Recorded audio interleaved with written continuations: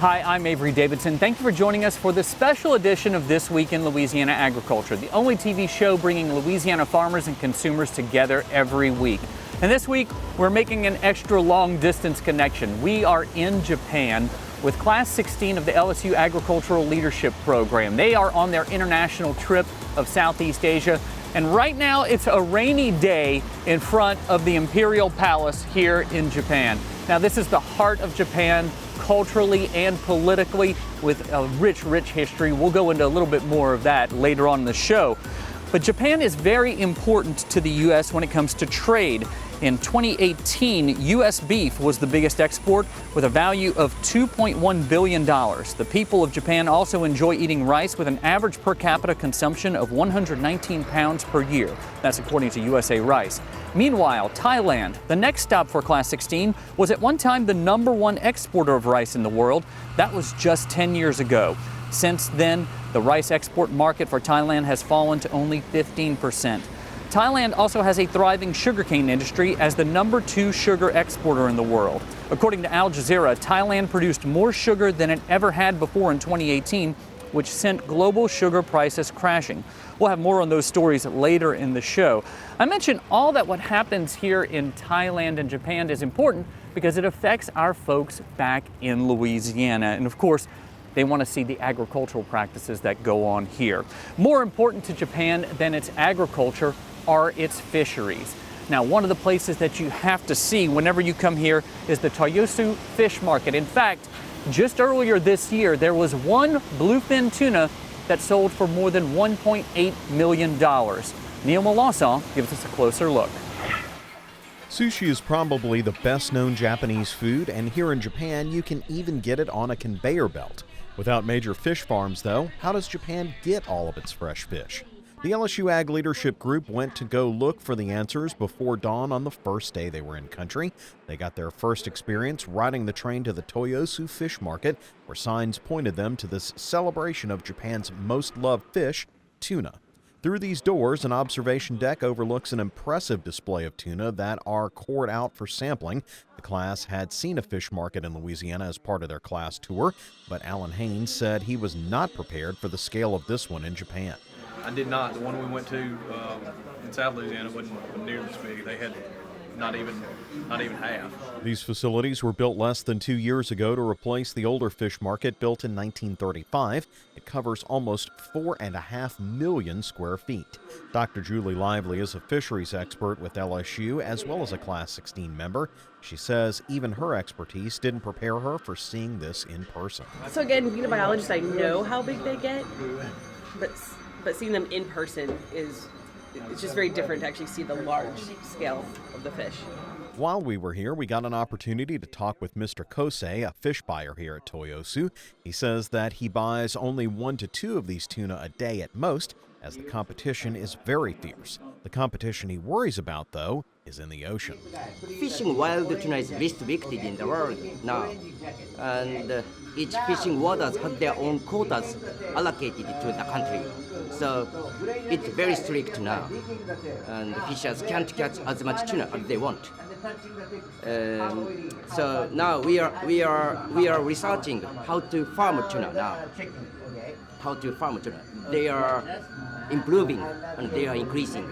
When you look at the scale and the size of this market, it boggles the imagination. As you heard, many of the folks on this trip just can't believe how much fish move through this. But you have to remember, the Tokyo-Yokohama area is the largest city in the world. All of this serves 38 million people every single day. It just highlights why agriculture is so vital to not only the people in rural areas, but of course those in the city who depend on this fish every single day. For This Week in Louisiana Agriculture, I'm Neil Melanson. In the basement of almost every shopping mall here in Tokyo, you're going to find a grocery store like this. In fact, the escalator going down is right over there, and here are the fresh fruits and vegetables. A lot of these fresh fruits and vegetables come through the Oda Wholesale Market. In fact, 3,600 tons pass through every single day. Twila's Carl Wiggers gives us a tour of this 4 million square foot facility.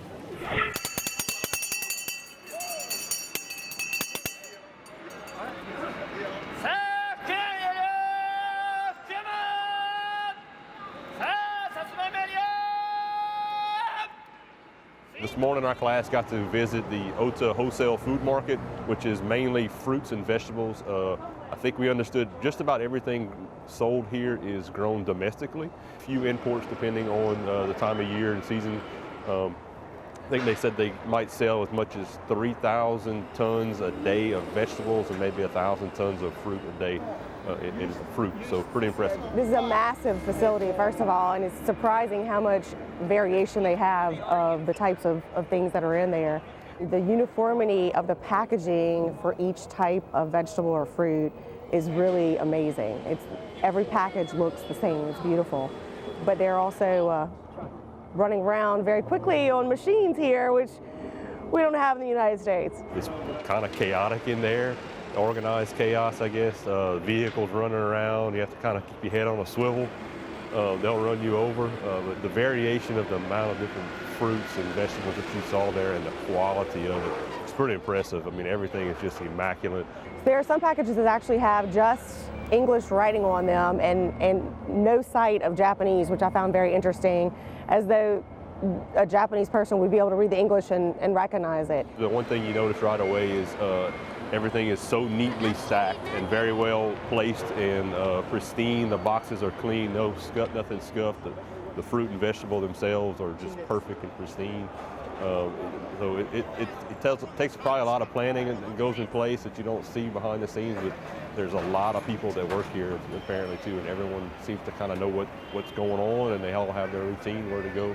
So pretty impressive overall.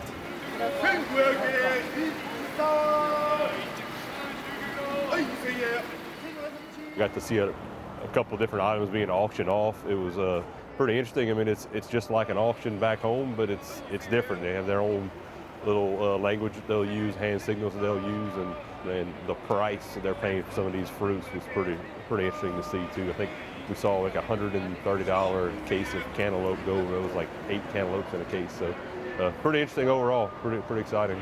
Thailand is number 2 in the world when it comes to sugar exports and number 3 in the world in sugarcane production. With Louisiana being the number 1 sugarcane producer in the United States, it just made sense for Ag Leadership Class 16 to come and see how the Thai farmers grow sugarcane.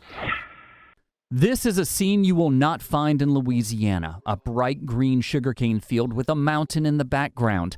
It's the landscape that greeted LSU Ag Leadership Class 16 as they traveled north from Bangkok, Thailand. In mid-January, sugarcane harvest is still in full swing across Thailand. Unlike Louisiana, the farmers here do not have to worry about a freeze damaging the crop. And there are a lot of sugarcane farmers in Thailand. More than 364,000 people grow sugarcane on farms averaging between 7 and 13 acres. It's at the Suphanburi Field Crops Research Center where the class meets senior agronomist Artasit Buntam.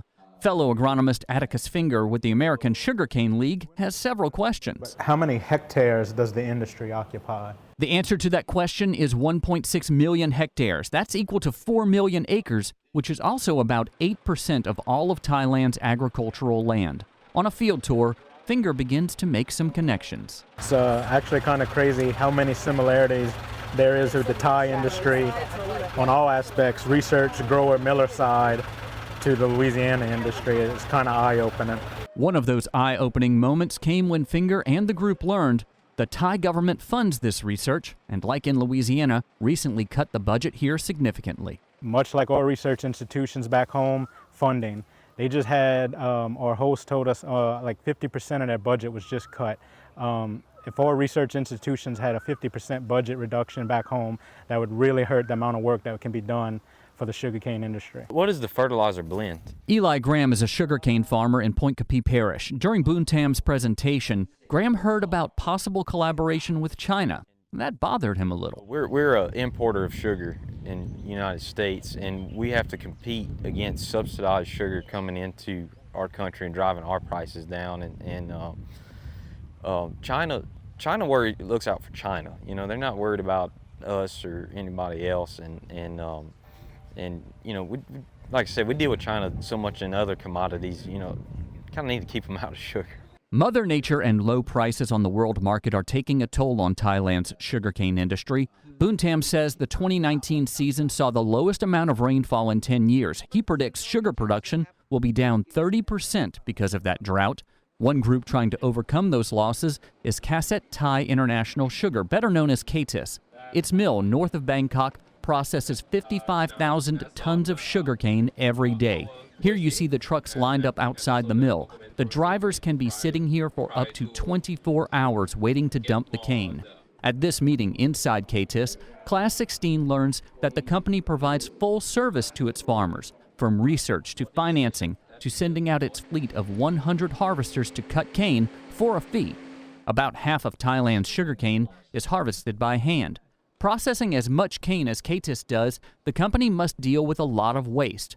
According to executives, KTIS uses the molasses to make 230,000 liters of ethanol every day. The bagasse is either burned to make electricity to sell back to the grid or is turned into paper products like tissue, paper plates, and biodegradable food containers. Custom weight. Out on one of the farms that feeds KTIS, Lafourche Sugar's general manager Ben LeBlanc talks about what impressed him. Multiple uses for the bagasse. Certainly things that we're trying to look at home, but they're actually putting it into practice over here, where they're getting value-added products out of their bagasse and utilizing it for electrical production as well.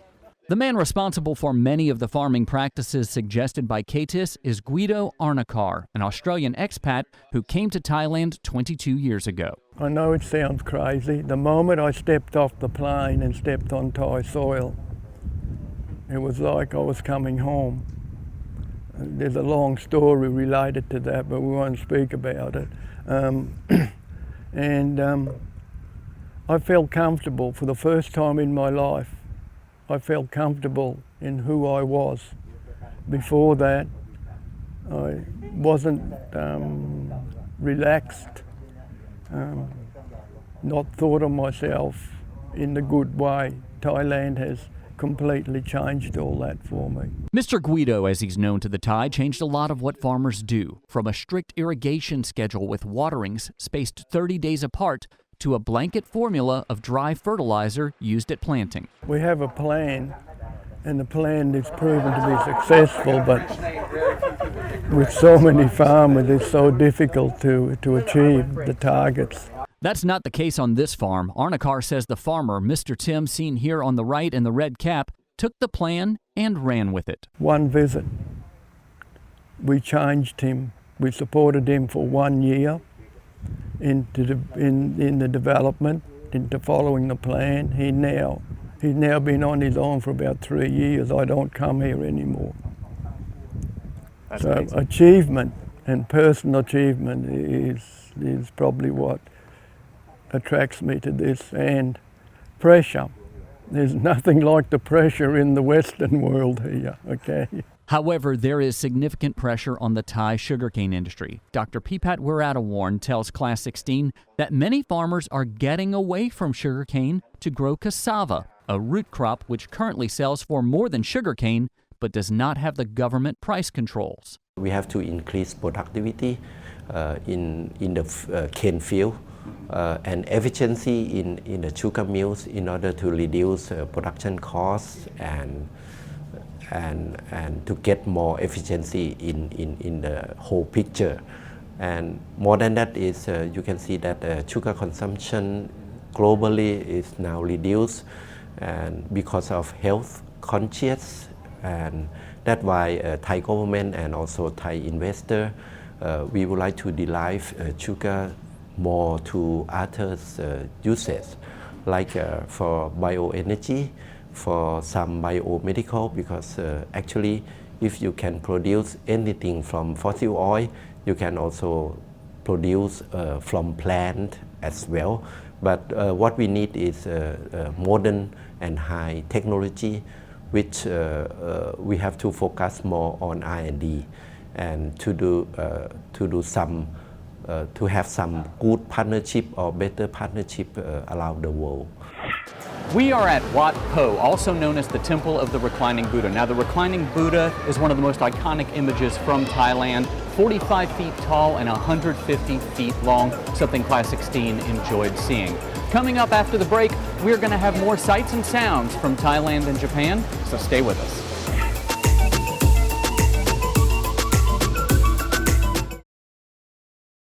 I now hope they're fighting today. I hope they are.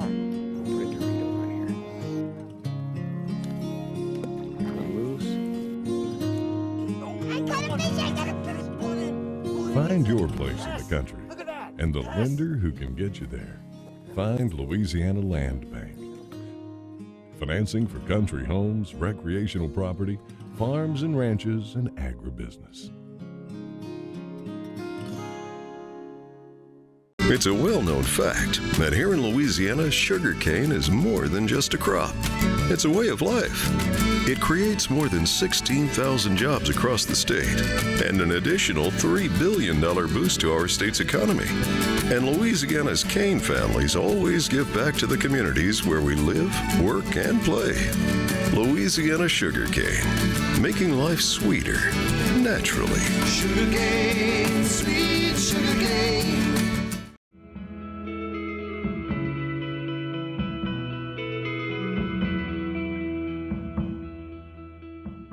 I'm a farmer. I am a farm wife. I am a cowboy. I am a grass farmer.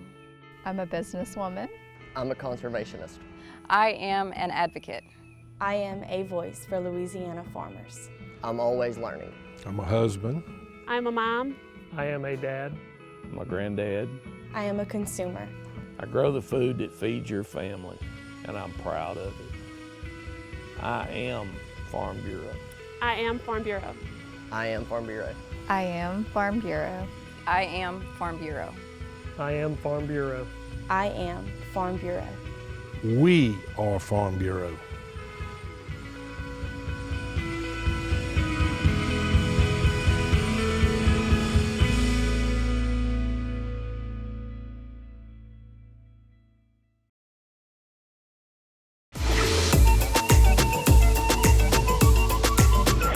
Right now, Ag Leadership Class 16 is visiting a rice mill about 2 hours outside of Bangkok, and it just so happens that this rice mill is surrounded by a beautiful rice field. Now, rice is a very important crop for Thailand, about 65 million acres in production across the country.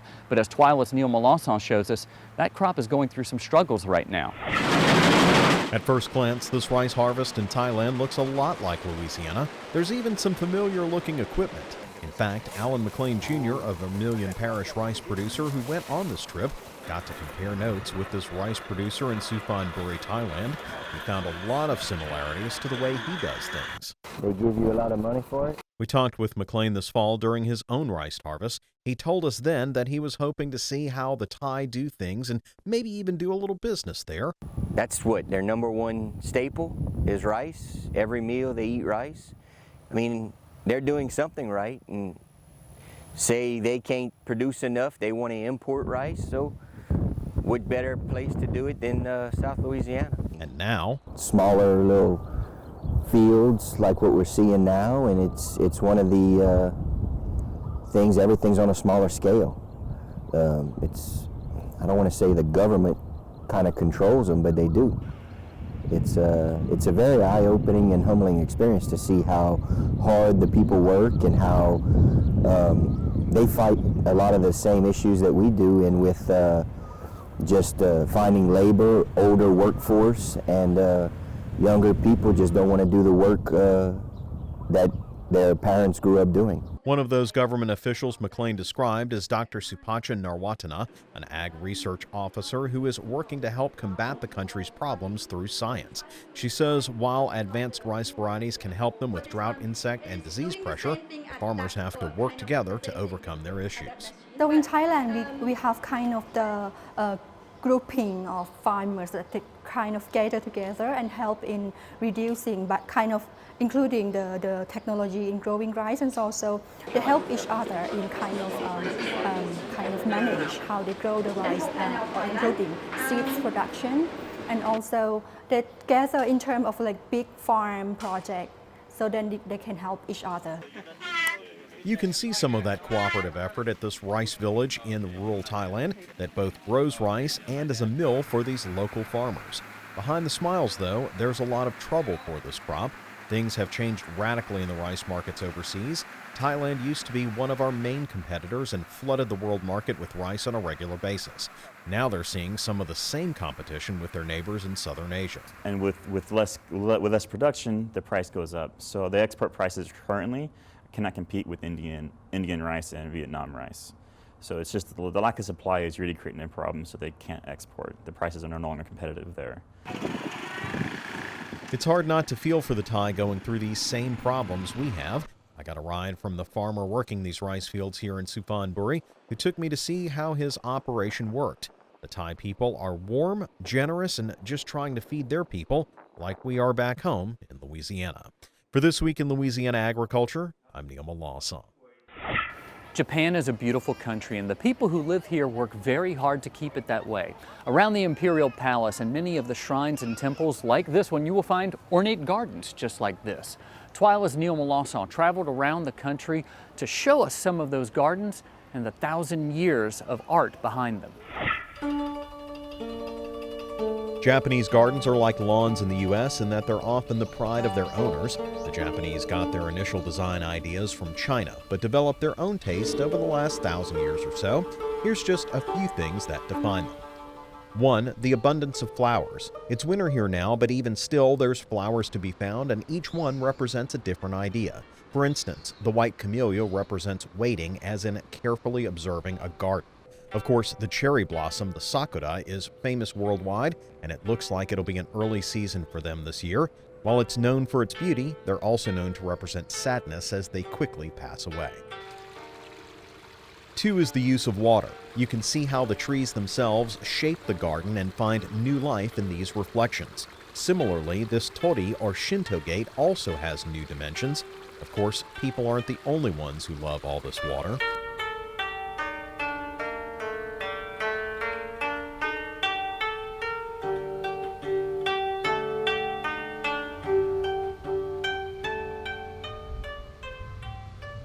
Three, there are often hidden features that allow each person viewing the garden to find depending on their perspective.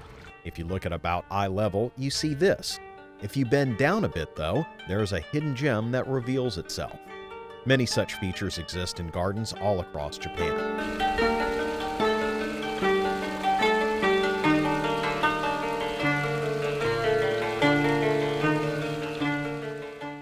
If you'd like to know more about Japanese gardens, I'll link you over on our website at twilatv.org. From Kyoto, Japan, I'm Neil Malasa. Still to come on this special edition of This Week in Louisiana Agriculture, we'll get more perspective from Class 16 as they travel through Japan and Thailand. Stay with us.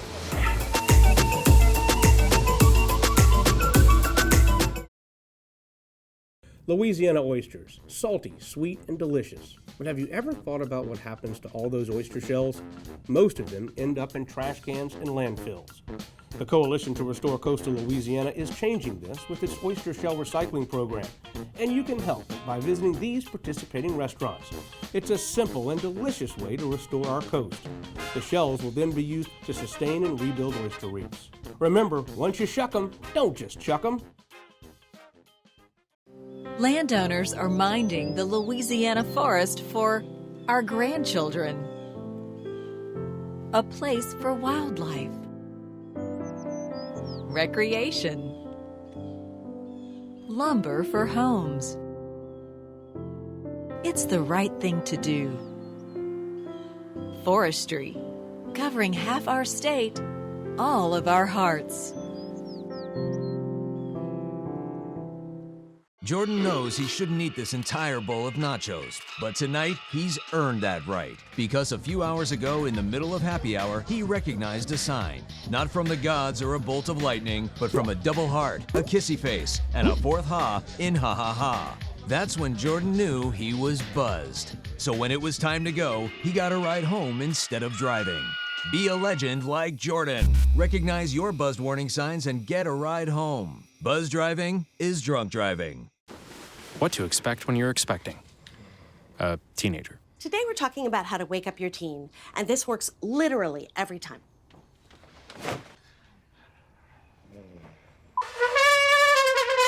Good kisses. Good kisses. You heard how loud I heard. It wasn't you. Yeah. It was the... Is that bacon? You don't have to know it all to be a perfect parent. Thousands of teens in foster care will love you just the same.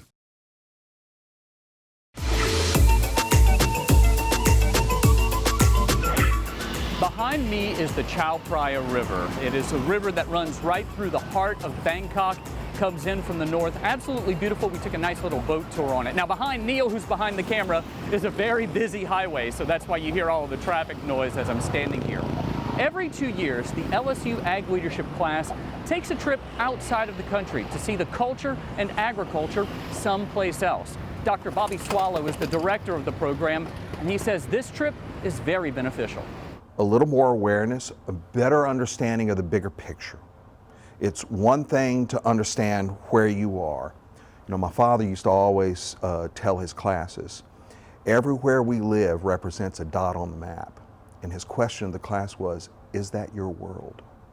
And if it is, you have a really narrow view of the world. And what these trips really do is broaden your view of the world. And that's what we're really trying to accomplish here with these trips. That does it for this special edition of This Week in Louisiana Agriculture from Southeast Asia. Before we go, I want to send some special thank yous to some folks who really took care of us. Miyazaki-san in Japan and Kitcha here in Thailand. Thank you so much for being our guides, for getting us out of trouble whenever they said the media's not supposed to be there. We really appreciate the way you've taken care of us and shown us so much hospitality. To Cheryl Duplashan and Dr. Bobby Swallow with the LSU Ag Leadership Program, thank you for organizing such an amazing trip and making sure that we got to see agriculture and culture in just a few days. For all of us here at This Week in Louisiana Agriculture, as they say here in Thailand, Sawadee.